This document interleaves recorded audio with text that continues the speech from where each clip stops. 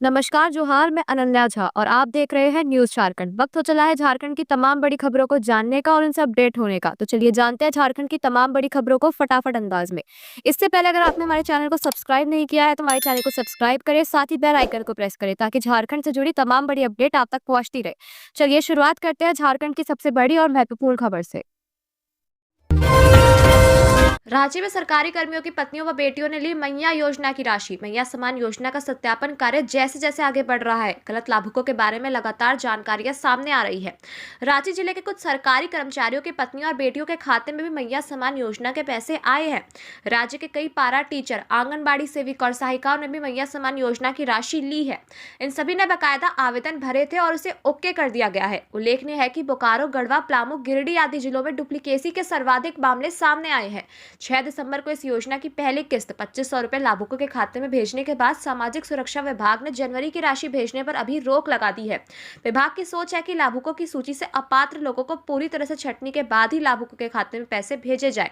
जिलों और प्रखंडों के सक्षम अधिकारी ऑफ द रिकॉर्ड ये तथ्य स्वीकार कर रहे हैं, पर वे नाम डिस्क्लोज करने में परहेज कर रहे हैं। कहते हैं कि अभी इन सबके नाम होल्ड पर रखे गए हैं। पूरी तरह से सत्यापित हो जाने के बाद ही इनके नाम का खुलासा किया जाएगा। इनसे सूद समेत लिए गए पैसे वसूले जाएंगे। सरकारी कर्मचारियों पर भी केस दर्ज किए जाएंगे। मैया सम्मान योजना के सभी लाभुकों के सत्यापन का काम 20 फरवरी तक पूरा करने का टास्क मिला है। सर्वोच्च प्राथमिकता के आधार पर प्रखंडों में इस काम को किया जा रहा है। ऐसे में ऑफलाइन आवेदनों पर प्रगति धीमी है।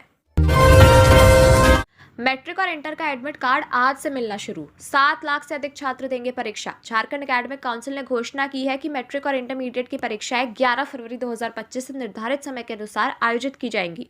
सभी स्कूलों के प्रधानाचार्य को निर्देश दे दिया गया है कि वे परिषद की वेबसाइट से छात्रों के एडमिट कार्ड डाउनलोड करके 11 फरवरी से उन्हें पहले वितरित कर दें। एडमिट कार्ड के बिना किसी भी छात्र को परीक्षा में बैठने की अनुमति नहीं होगी। इसलिए यह सुनिश्चित करना स्कूल प्रबंधन की जिम्मेदारी है कि सभी छात्रों को समय पर एडमिट कार्ड मिल जाए। वित्त रहित संघर्ष मोर्चा ने सुझाव दिया है कि एडमिट कार्ड में यदि किसी प्रकार की त्रुटि पाई जाती है तो प्रधानाचार्य को उसे सुधारने का अधिकार मिलना चाहिए ताकि समय की बचत हो और छात्रों को असुविधा ना हो। जानकारी हो कि इस वर्ष मैट्रिक की परीक्षा में 4,11,536 और इंटर में 3,31,616 छात्र शामिल होंगे। कुल मिलाकर लगभग 7.83 लाख छात्र इन परीक्षाओं में भाग लेंगे। झारखंड में अप्रैल मई में निकाय चुनाव संभव। जिस वोटर लिस्ट से हुआ विधानसभा चुनाव उसी से निकाय चुनाव। भारत निर्वाचन आयोग ने दाखिल किया शपथ पत्र।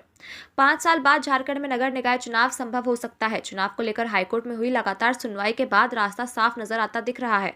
राज्य में अप्रैल मई में यह चुनाव हो सकता है। राज्य में जिस वोटर लिस्ट से नवंबर 2024 में विधानसभा चुनाव हुआ था उसी मतदाता सूची से नगर निकाय चुनाव होगा। अगर 2024 में तैयार इस मतदाता सूची के आधार पर ही निकायों के वार्ड का विखंडन भी होता है। भारत निर्वाचन आयोग ने यह मतदाता सूची राज्य निर्वाचन आयोग को सौंप दी है। भारत निर्वाचन आयोग ने शपथ पत्र के माध्यम से हाई कोर्ट को यह जानकारी दी। जस्टिस आनंद सेन की कोर्ट ने नगर निकाय चुनाव कराने को लेकर दाखिल अवमानना याचिका पर सुनवाई करते हुए अगली सुनवाई 12 सप्ताह बाद निर्धारित की है। इससे पहले राज्य निर्वाचन आयोग के वकील ने कोर्ट को बताया कि अपडेटेड मतदाता सूची 1 जनवरी 2025 की तिथि को मानकर जारी की गई है, लेकिन भारत निर्वाचन आयोग ने अगस्त 2024 में जारी मतदाता सूची दी है। इस पर भारत निर्वाचन आयोग की ओर से कहा गया कि इसी मतदाता सूची पर विधानसभा चुनाव हुआ था, इसलिए इस सूची के आधार पर चुनाव कराया जा सकता है। आदित्यपुर में हिस्ट्री शीटर बाबू दास को 7 गोलियां मारी, 3 बुलेट जांग, 2 हाथ, एक कंधे पेट में लगी, गंभीर हालत में इलाज जारी। सरायकेला जिले के आदित्यपुर में शुक्रवार देर रात एक बड़ी वारदात को अंजाम दिया गया।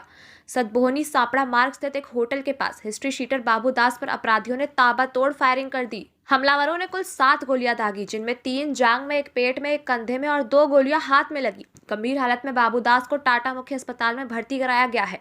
घटना की सूचना मिलते ही एसडीपीओ समीर कुमार सवैया और थाना प्रभारी राजीव कुमार सिंह पुलिस बल के साथ अस्पताल पहुंचे और जांच में जुट गए। प्रारंभिक जांच में अपराध कर्मी अजय थापा उर्फ अज्जू थापा, देवाशीष दास और आनंद दुबे का नाम सामने आया है। तीनों की संतोष थापा से नजदीकी बताई जा रही है। यह पहली बार नहीं है कि जब बाबू दास पर हमला हुआ है। पिछले साल 9 अप्रैल को उनकी बुलेरो पर एमटीएस बिल्डिंग के पीछे बम से हमला किया गया था, जिसमें वह और उनके साथी अजय प्रताप बाल बाल बचे थे। इस मामले में पुलिस ने मोती भिश्रोई और मंतोष महतो को गिरफ्तार किया था। इसके अलावा 2 जुलाई 2023 को एमटीएस मॉल के पीछे देवाशीष के भाई के होटल के पास भी फायरिंग की घटना हुई थी, जिसमें बाबू दास बच निकले थे। रांची में बर्ड फ्लू को लेकर अलर्ट जारी। बीएयू में हुई 150 मुर्गियों और दर्जन भर बटेर की मौत। बिरसा कृषि विश्वविद्यालय के वेटनरी कॉलेज स्थित पोल्ट्री फार्म में बर्ड फ्लू फैलने की खबर सामने आई है। इस घटना में लगभग 150 मुर्गियों और करीब 1 दर्जन बटेरों की मौत हो गई है। पोल्ट्री फार्म में रखी गई चाइनीज मुर्गियों में बीमारियों के लक्षण दिखे और उनकी तुरंत मौत हो गई। इसके बाद वेटनरी कॉलेज के पैथोलॉजी विभाग ने भोपाल स्थित राष्ट्रीय उच्च सुरक्षा पशु रोग संस्थान को सैंपल भेजे।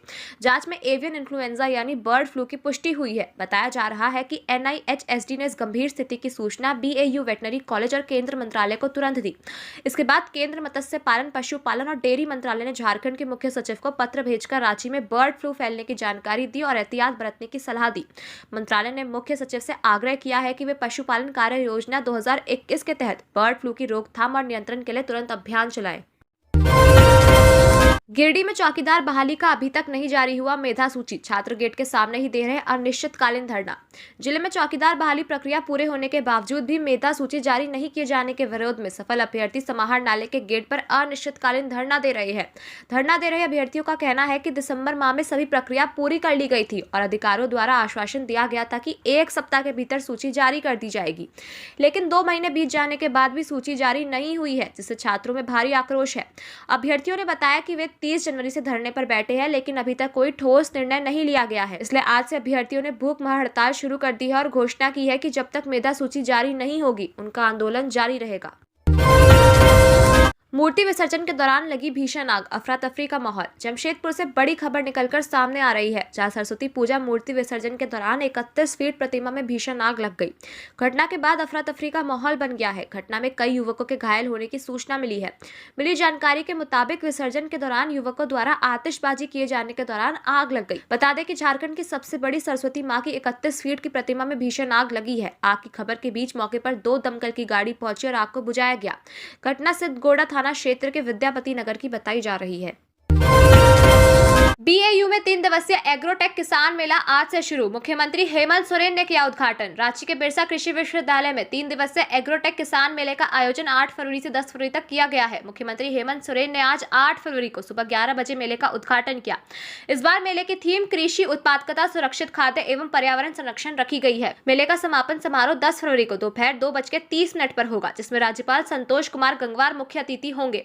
बिरसा कृषि विश्वविद्यालय के कुलपति डॉक्टर एससी दुबे ने बताया कि मेले में 120 स्टॉल लगाए गए हैं। इन स्टॉलों में विश्वविद्यालय के विभिन्न विभागों, 11 कॉलेजों, 24 कृषि विज्ञान केंद्र और अनुसंधान संस्थानों के अलावा बीज, कृषि यंत्र, उर्वरक निर्माता, बैंक, वित्त संस्थान और स्वयंसेवी संगठन अपनी तकनीक, सेवाएं और उत्पाद प्रदर्शित करेंगे। 9 फरवरी को महिला कृषक गोष्ठी आयोजित की जाएगी, जिसमें कृषि मंत्री शिल्पा नेहा तिर्की और विधायक कल्पना सोरेन बतौर अतिथि शामिल होंगी। इस दिन होने वाली पशु पक्षी प्रदर्शनी में खिजरी विधायक राजेश कच्छप और डॉक्टर अभिजीत कर मौजूद रहेंगे।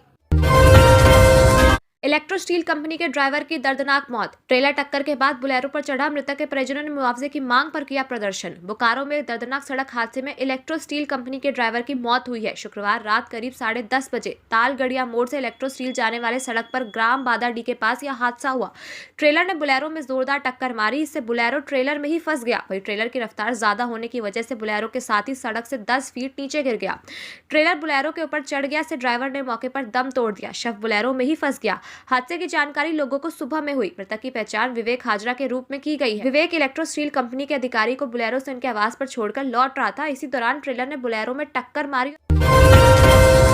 8 जिले का तापमान 9 डिग्री पर पहुंचा। झारखंड में उत्तरी और उत्तरी पश्चिमी हवाओं ने बढ़ाई कनकनी। 10 फरवरी से फिर चढ़ेगा पारा। झारखंड में मौसम का मिजाज लगातार बदल रहा है। 2 दिन पहले तक राज्य में कई जिलों में दिन का पारा 30 डिग्री के पार और रात का पारा 16 डिग्री सेल्सियस के करीब था, लेकिन 24 घंटे के दौरान इसमें गिरावट आई है। कई जिलों का न्यूनतम तापमान 9 डिग्री तक गिरा है। रांची में शनिवार व रविवार को भी रात में ठंड रहेगी।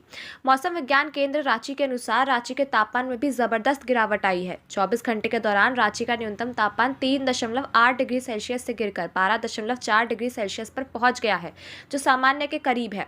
तापमान में आई गिरावट की वजह से अचानक कनकनी बढ़ गई है। शुक्रवार सुबह 10 बजे तक हवा में कनकनाहट थी। इस वजह से लोग फिर गर्म कपड़े पहने दिखने लगे। पिछले 24 घंटे में सबसे अधिक तापमान 34.4 डिग्री सेल्सियस सरायकेला और सबसे कम तापमान चतरा का 6.6 डिग्री सेल्सियस रिकॉर्ड किया गया है। डाल्टनगंज का न्यूनतम तापमान 7.8 डिग्री सेल्सियस से गिरकर 8.7 डिग्री पर पहुंच गया है, जो सामान्य से 2.5 डिग्री सेल्सियस कम है। इसी तरह बोकारो का न्यूनतम पारा 6.7 डिग्री सेल्सियस से गिरकर 10.4 डिग्री सेल्सियस पर पहुंच गया, जबकि अधिकतम तापमान 23.5 डिग्री सेल्सियस दर्ज किया गया, जो सामान्य से 5.9 डिग्री अधिक है। सरकार की योजना पूरी तरह असफल, 60 लाख क्विंटल धान खरीदी का केवल 28.39% ही पूरा, बाबूलाल मरांडी। बीजेपी प्रदेश अध्यक्ष बाबूलाल मरांडी ने राज्य में धान खरीद की वर्तमान स्थिति चिंता व्यक्त की है। उन्होंने अपने सोशल मीडिया हैंडल एक्स पर कहा कि सरकार ने 60 लाख क्विंटल धान खरीदने का लक्ष्य निर्धारित किया था, उसमें से अब तक केवल 28.39% की ही खरीदी कर पाई है। क्रय केंद्रों पर गंभीर लापरवाही और कुप्रबंधन व्याप्त है। उन्होंने कहा कि अधिकांश जिलों में धान की खरीद प्रक्रिया बेहद धीमी है, जिसके कारण किसान अपनी उपज मजबूरी में निजी व्यापारियों और बिचौलियों को कम दामों पर बेचने के लिए विवश हो रहे हैं, जिससे उनकी आर्थिक स्थिति और बदतर होती जा रही है। कहा कि हेमंत सरकार की योजनाएं केवल कागजों तक सीमित है। किसानों की आय बढ़ाने के उद्देश्य से बनाई गई योजना जमीनी स्तर पर पूरी तरह असफल साबित हो रही है। सरकार अपने निर्धारित लक्ष्य के अनुरूप किसानों को धान खरीदकर अतिशीघ्र उनका भुगतान सुनिश्चित करे। हाईकोर्ट में रात में हुई अवमानना मामले की सुनवाई, एयरपोर्ट से सीधा अदालत पहुंचे हेल्थ सेक्रेटरी। कोर्ट ने कहा सचिव आदेश के खिलवाड़ कर रहे। अवमानना के एक मामले की सुनवाई झारखंड हाईकोर्ट में रात 9 बजे तक हुई। जस्टिस आनंद सेन की अदालत ने राज्य के स्वास्थ्य विभाग के अपर मुख्य सचिव अजय कुमार सिंह को अदालत में 7 फरवरी को पेश होने को कहा था, पर वे राज्य से बाहर होने की वजह से पेश नहीं हो सके। इससे नाराज कोर्ट ने उनके खिलाफ जमानती वारंट जारी कर दिया है। इसके बाद देर रात वे अदालत पहुंचे और सुनवाई पूरी हुई। अदालत ने उन्हें कड़ी फटकार लगाई। इसके बाद अपर मुख्य सचिव ने कोर्ट से माफी भी मांगी। आदेश का अनुपालन होने के बाद कोर्ट ने पर्सनल बॉन्ड भरने की शर्त पर मामला रद्द कर दिया है। हजारीबाग के पूर्व civil surgeon doctor Dinanath Pandey ने हाईकोर्ट में अवमानना याचिका दाखिल की थी। इसमें कहा गया था कि स्वास्थ्य विभाग ने उनकी पेंशन की 20% राशि काट ली है। हाईकोर्ट ने इस राशि का भुगतान करने का आदेश दिया था, लेकिन आदेश का पालन नहीं किया गया। इस मामले में 31 जनवरी को कोर्ट ने स्वास्थ्य विभाग के अपर मुख्य सचिव को 7 फरवरी को पेश होने का निर्देश दिया था। शिक्षा मंत्री रामदास सोरेन ने कोल्हान के तीनों जिले के शिक्षा पदाधिकारियों के साथ की समीक्षा बैठक। जमशेदपुर के निर्मल गेस्ट हाउस में शनिवार को झारखंड के शिक्षा मंत्री रामदास सोरेन की अध्यक्षता में कोल्हान के प्रमंडलीय स्तरीय शिक्षा बैठक आयोजित की गई। इस बैठक में शिक्षा विभाग की कई महत्वपूर्ण बिंदुओं पर विस्तार से वार्ता हुई, जिसमें मुख्य रूप से शिक्षा विभाग की आगामी योजनाओं, लंबित संचिकाओं के साथ ही आगामी मैट्रिक और इंटर की परीक्षाओं के सफल आयोजन पर भी चर्चा की गई। इस बैठक में शिक्षा मंत्री रामदास सोरेन के अलावा कोल्हान के तीनों जिलों के शिक्षा विभाग के पदाधिकारी मौजूद थे। 16 फरवरी तक नष्ट करनी होगी अफीम की खेती, नहीं तो नपेंगे थानेदार, आईजी करेंगे निरीक्षण। अफीम की खेती को नष्ट करने की समय सीमा पलामू प्रमंडल में तय कर दी गई है। सभी पुलिस पदाधिकारियों को 16 फरवरी तक अफीम की खेती नष्ट करने का टास्क दिया गया है। 16 फरवरी के बाद पलामू के जोनल आईजी सुनील भास्कर क्षेत्र का निरीक्षण करेंगे। 16 फरवरी के बाद अफीम की खेती पाए जाने पर संबंधित थाना क्षेत्र के थाना प्रभारी पर कार्रवाई की जाएगी। अफीम की खेती के खिलाफ पलामू, गढ़वा और लातेहार पुलिस अभियान चला रही है। पिछले 2 माह में 250 एकड़ से अधिक में फसल को नष्ट किया जा चुका है। पुलिस ने मामले में अब तक 50 से अधिक लोगों पर प्राथमिकी दर्ज कर दी है और आधा दर्जन से अधिक लोगों को गिरफ्तार भी किया है। चिटाही धाम के कथा समारोह में शामिल हुई साध्वी सरस्वती, सुनाई भगवान राम की कथा। जिले के रामराज मंदिर चिटाही धाम के वार्षिक उत्सव के दौरान आयोजित 9 दिवसीय महायज्ञ के चौथे दिन कथावाचिका साध्वी सरस्वती शामिल हुई। उन्होंने मंदिर में भगवान श्री राम का दर्शन कर पूजा अर्चना की। इसके बाद रात्रि में प्रवचन कार्यक्रम में शामिल हुई। मंच पर सांसद ढुल्लू महतो, उनकी पत्नी सावित्री देवी और विधायक शत्रुघ्न महतो ने उन्हें माला पहनाकर स्वागत किया। सांसद ने साध्वी को श्रीराम मंदिर के मोमेंटो भी भेंट किया। मीडिया से बातचीत करते हुए साध्वी ने कहा कि यहाँ पहुंचकर उन्हें काफी खुशी हो रही है। यह रामराज कार्यक्रम में भगवान श्री राम लला को स्थापित हुए 1 वर्ष हो गया है। उससे भी पहले इस रामराज मंदिर की स्थापना हुई थी। उन्होंने कहा कि जिस दिन लोकसभा में बसंती चोला पहनकर आएंगी, भारत की हर गली वृंदावन बन जाएगी। उन्होंने कहा कि एक कुंभ प्रयाग में और एक चिटाही धाम में होता है। प्रयाग में 12 वर्ष बाद कुंभ होता है, लेकिन यहाँ हर वर्ष कुंभ होता है। साध्वी ने कहा कि जब एक ही सदन से लोकसभा और विधानसभा का राम राज्य का संदेश जाएगा, तो झारखंड को राम राज्य बनने से कोई नहीं रोक सकता। भाजपा को जल्द मिलेगा नया प्रदेश अध्यक्ष, पार्टी में जान फूंकने की कोशिश में बीजेपी। लोकसभा और विधानसभा चुनाव में निराशाजनक प्रदर्शन के बाद भाजपा संगठनिक चुनाव के जरिए पार्टी में नई ऊर्जा भरने की तैयारी में है। प्रदेश भाजपा ने फरवरी माह में संगठनात्मक चुनाव की प्रक्रिया पूरा करने का लक्ष्य रखा है। इस लक्ष्य को हासिल करने के लिए पार्टी ने जिला निर्वाचन पदाधिकारी और सह निर्वाचन पदाधिकारी की नियुक्ति कर दी है। शुरुआती चरण में बूथ अध्यक्ष से लेकर जिला अध्यक्ष तक का चुनाव होगा। आम सहमति के आधार पर चुनाव कराने का प्रयास किया जा रहा है। अगर ऐसा नहीं हुआ तो मतदान के जरिए लिए चुनाव प्रक्रिया पूरी की जाएगी। पार्टी ने मंडल और जिला अध्यक्ष बनने के लिए कई अहर्ताएं तय की है। इसके तहत 2 टर्म तक सक्रिय सदस्य रह चुके लोग ही जिला अध्यक्ष बन सकते हैं, बशर्ते उनकी उम्र 60 वर्ष से अधिक ना हो। इसी तरह मंडल अध्यक्ष के लिए भी मापदंड तय किए गए हैं। 45 वर्ष से अधिक उम्र के लोग भाजपा के मंडल अध्यक्ष नहीं बन सकते। सक्रिय सदस्य वही लोग बनते हैं जिन्हें 50 सामान्य सदस्य बना लिए हो। लोकसभा और विधानसभा चुनाव में निराशाजनक प्रदर्शन के बाद भाजपा संगठनिक चुनाव के जरिए पार्टी में नई ऊर्जा भरने की तैयारी में है। प्रदेश भाजपा ने फरवरी माह में संगठनात्मक चुनाव की प्रक्रिया पूरा करने का लक्ष्य रखा है। इस लक्ष्य को हासिल करने के लिए पार्टी ने जिला निर्वाचन पदाधिकारी और सह निर्वाचन पदाधिकारी की नियुक्ति कर दी है। कोल इंडिया मैराथन की तैयारियां पूरी, 10,000 से अधिक धावक होंगे शामिल। कोल इंडिया मैराथन रांची की सभी तैयारियां पूरी हो चुकी है। इस आयोजन में देश भर से 10,000 से अधिक धावक भाग लेंगे। यह मैराथन 9 फरवरी 2025 को सुबह 5 बजे रांची के मोरहाबादी स्टेडियम में आयोजित होगी। इस मैराथन में 4 श्रेणियां 5 किलोमीटर, 10 किलोमीटर, हाफ मैराथन और फुल मैराथन होंगी। पुरस्कार राशि 35.10 लाख निर्धारित की है। कोल इंडिया मैराथन में देश के सुप्रसिद्ध मुक्केबाज मैरी कॉम विशेष अतिथि के रूप में उपस्थित रहेंगी। कोल इंडिया के अध्यक्ष PM प्रसाद, CCL के CMD नीलेंदु कुमार सिंह, अन्य निदेशक और राज्य सरकार के वरिष्ठ अधिकारी भी इस ऐतिहासिक आयोजन का हिस्सा बनेंगे। प्रदर्शन कर रहे CUJ के 16 छात्र समेत 200 पर केस, सड़क जाम और पुलिस पर हमला का आरोप। मांडू थाना क्षेत्र में कोयला लदे ट्रक की चपेट में आने से 5 फरवरी को CUJ के 2 छात्रों की मौत हो गई थी। इस हादसे के बाद नाराज छात्रों ने शवों को लेकर सड़क जाम कर प्रदर्शन किया, जो देर रात तक चला। अब इस मामले में मांडर पुलिस ने 16 नामजद छात्रों सहित 200 अज्ञात लोगों के खिलाफ केस दर्ज किया है। शिकायत मांडर अंचल अधिकारी चंचला कुमारी ने की है। इससे सड़क जाम, हंगामा, पुलिस से झड़प और पथराव के आरोप लगाए गए हैं। शिकायत के अनुसार प्रशासन ने कई बार समझाने की कोशिश की, लेकिन प्रदर्शनकारियों ने हाईवे जाम रखा, जिससे करीब 10 से 15 किलोमीटर लंबा जाम लग गया। एम्बुलेंस और आम लोग भी इसमें फंस गए। जब पुलिस ने हल्का बल प्रयोग कर रास्ता खोलने का प्रयास किया तो प्रदर्शनकारियों ने एम्बुलेंस को भी रोक दिया। टीबी मुक्त भारत के लिए चक्रधरपुर में जागरूकता अभियान। DRM समेत रेल अधिकारी और स्कूली बच्चों ने 5 किलोमीटर वॉकथॉन में लिया हिस्सा। पश्चिमी सिंहभूम में प्रधानमंत्री टीबी मुक्त भारत अभियान के तहत शनिवार को एक महत्वपूर्ण जागरूकता कार्यक्रम का आयोजन किया गया। रेल प्रशासन और जिला स्वास्थ्य विभाग के संयुक्त प्रयास से आयोजित वॉकथॉन में DRM तरुण हुइया के नेतृत्व में बड़ी संख्या में अधिकारियों और छात्रों ने भाग लिया। कार्यक्रम की शुरुआत चक्रधरपुर रेलवे ऑफिसर्स क्लब से हुई। वॉकथॉन रेलवे कॉलोनी से होते हुए केंद्र विद्यालय और महात्मा गांधी उद्यान के रास्ते रेलवे स्टेशन परिसर में समाप्त हुई। इस अवसर पर ADRM senior DCM Aditya Chaudhary, CMSM doctor SK Mishra, Chakradharpur अनुमंडल अस्पताल के प्रभारी चिकित्सक डॉक्टर अनुमान शर्मा सहित कई वरिष्ठ अधिकारी मौजूद रहे। कार्यक्रम की विशेष बात यह रही कि स्कूली बच्चों ने टीबी हारेगा देश जीतेगा और ना शर्माना, ना घबराना, बलगम की जांच कराना जैसे प्रेरक नारों वाली तख्तियां लेकर लोगों को जागरूक किया। भारत स्काउट एंड गाइड के छात्रों ने नुक्कड़ नाटक के माध्यम से टीबी के प्रति जागरूकता फैलाई और लोगों को अंधविश्वास से दूर रहने की सलाह दी। चुट्टू-पालू घाटी में फिर 2 सड़क हादसाएं, एक की मौत, पाइप लदा ट्रक पलटा। रामगढ़ जिले के रामगढ़ थाना क्षेत्र के चुट्टू-पालू घाटी में एक भयानक सड़क हादसा हुआ है। इस हादसे में एक कार चालक की मौत हो गई है। घटना के पहले चाईबासा से दिल्ली पाइप लेकर जा रहे एक ट्रक सड़क पर पलट गया, जिससे घाटी के 1 वे सड़क पूरी तरह जाम हो गया। पुलिस ने घटना की सूचना मिलते ही मौके पर पहुंचकर यातायात को सुचारू रूप से चलाने के लिए कदम उठाए। उन्होंने 4 लेन सड़क के हजारीबाग से रांची जाने वाले 1 वे सड़क पर यातायात चालू कराया। इसके बाद NHAI की रेस्क्यू टीम को बुलाकर वाहन और सड़क पर बिखरे पाइप को हटाया गया। साथ ही टैंकर में फंसे वाहन से मृतक को निकाला गया।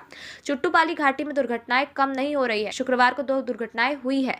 पहली दुर्घटना चाईबासा से पाइप लेकर दिल्ली जा रहा ट्रक अनियंत्रित होकर पलट गया और पाइप पूरी तरह सड़क पर बिखर गए, जिससे घाटी क्षेत्र का 1 वे सड़क पूरी तरह जाम हो गया, जिसे पुलिस ने हटाया। वहीं रामगढ़ से रांची जा रहा एक 4 पहिया वाहन आगे चल रहे टैंकर से टकरा गया, जिससे वाहन टैंकर में बुरी तरह फंस गया, जिससे चालक की मौके पर ही दर्दनाक मौत हो गई। घटना के बाद पुलिस पहुंची और टैंकर में फंसे ट्रक और टैंकर में फंसे चालक को निकालने में जुट गई। देवघर में युवती को 24 घंटे तक रखा डिजिटल अरेस्ट, CBI अधिकारी बन डराया, फिर हुआ ये। देवघर में एक बार फिर साइबर ठगी का मामला सामने आया है। नगर थाना क्षेत्र के विलियम्स टाउन इलाके में सिलाई का काम करने वाली PG तक पढ़ाई कर चुकी एक युवती को साइबर अपराधियों ने डिजिटल अरेस्ट कर मानसिक प्रताड़ना दी। अपराधियों के डराने धमकाने से युवती इतनी सहम गई कि वह 24 घंटे तक वीडियो कॉल पर उनके निर्देशों का पालन करती रही। मिली जानकारी के अनुसार 6 फरवरी को युवती के पास एक अनजान नंबर से कॉल आया। कॉल करने वाले ने खुद को CBI अधिकारी बताया और कहा कि सोशल मीडिया पर फोटो और वीडियो डालने के मामले में उस पर FIR दर्ज हुई है। जब युवती ने इसे नकारा तो कॉलर ने एक और व्यक्ति से बात कराई, जिसने उसे फर्जी अरेस्ट वारंट और केस के दस्तावेज भेज दिए। इसके बाद अपराधियों ने वीडियो कॉल पर उसे डिजिटल अरेस्ट कर लिया और घर से बाहर ना निकलने की धमकी दी। अपराधियों ने युवती को डराकर कहा कि उसके घर की निगरानी की जा रही है और मुकदमे से बचने के लिए पैसे देने होंगे। इतना ही नहीं, उन्होंने वर्दी पहने हुए अपनी फोटो भेजकर और विश्वास दिलाने की कोशिश की। घबराई युवती ने अपने पिता से बात कराई, लेकिन ठगों ने उन्हें भी झांसे में लेकर बैंक अकाउंट की जानकारी ले ली। गुमला में पति ने पत्नी की लाठी से पीटकर ली जान, दोनों ने साथ बैठकर पी थी शराब। गुमला जिले के पालकोट थाना क्षेत्र में एक दिल दहलाने वाली घटना घटी है। यहाँ एक व्यक्ति ने शराब के नशे में अपनी पत्नी को पीट कर हत्या कर दी। मृतक महिला की पहचान 55 वर्षीय अंजनी देवी के रूप में हुई है, जबकि आरोपी पति का नाम 60 वर्षीय राम कुमार उराव है। घटना शुक्रवार को हुई, जब दोनों पति पत्नी नागौर टोली में शराब पीने गए थे। वहां किसी बात को लेकर दोनों में विवाद हो गया, जिसके बाद राम कुमार ने अपनी पत्नी पर डंडे से हमला कर दिया।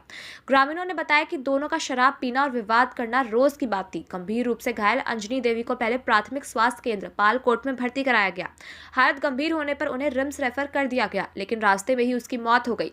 घटना की सूचना मिलते ही पालकोट थाना प्रभारी राहुल कुमार दसौंधी मौके पर पहुंचे और आरोपी पति राम कुमार उराव को गिरफ्तार कर लिया।